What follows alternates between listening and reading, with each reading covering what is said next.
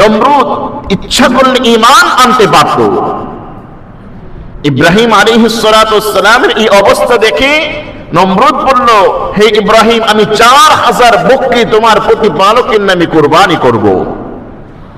তার কুদরত দেখে আমি সন্তুষ্ট। ইব্রাহিম আলাইহিস সালাতু ওয়াস সালাম বলল, হে নমরুদ, তুমি যদি আমার প্রতিপালকের কুদরত বুঝতেই পারো তাহলে তুমি ঈমান আনো।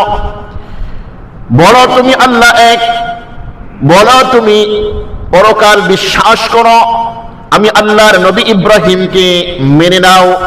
নমরুদ বলল, তুমি তোমার প্রতিপালক এবং তার কুদরত সবই সত্য, কিন্তু আমি যদি এখন ঈমান আনি তাহলে আমি তো রাজত্ব হারিয়ে ফেলবো। নাউজুবিল্লাহ।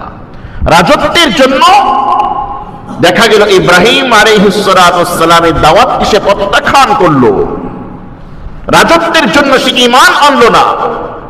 এভাবে পৃথিবীর মধ্যে দেখবেন যে আজ পর্যন্ত অনেক রাজা বাদশাহ আছে, তাদের অহংকার দাম্ভিকতার কারণে তারা এক আল্লাহকে অস্বীকার করে স্বৈরাচারী হয়ে যায়।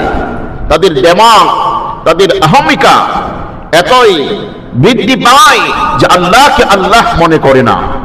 এক আল্লাহ আছেন সেটা সে অস্বীকার করা অবস্থায় সে এক পর্যায়ে সে মৃত্যুবরণ করে। এটার কারণ একমাত্র অহংকারের কারণে। আর অহংকারীকে আল্লাহ রাব্বুল আলামিন হেদায়েত দান করেন না।